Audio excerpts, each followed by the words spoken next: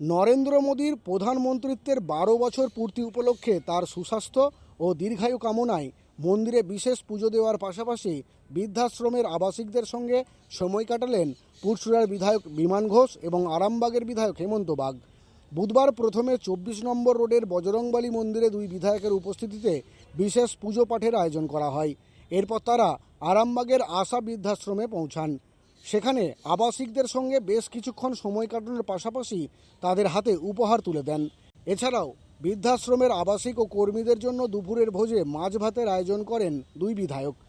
বিধায়ক বিমান ঘোষ বলেন, এর আগেও বহুবার বৃদ্ধাশ্রমে এসেছি। রাজ্যে সরকার পরিবর্তনের পর এই প্রথমবার আবার এখানে এলাম। সবসময় আমি বৃদ্ধাশ্রমের পাশে ছিলাম, আগামী দিনেও থাকব। অন্যদিকে আরামবাগের বিধায়ক হেমন্ত বাগ বলেন, এর আগেও একবার এখানে এসেছিলাম, তবে এত বড় আয়োজন নিয়ে এই প্রথমবার বৃদ্ধাশ্রমে আসতে পেরে খুব ভালো লাগছে। তিনি আরও বলেন, গত ১২ বছর ধরে কেন্দ্রে নরেন্দ্র মোদীর নেতৃত্বে সরকার পরিচালিত হচ্ছে। তার সুস্বাস্থ্য ও দীর্ঘায়ু কামনায় আজকের এই কর্মসূচিগুলির আয়োজন করা হয়েছে।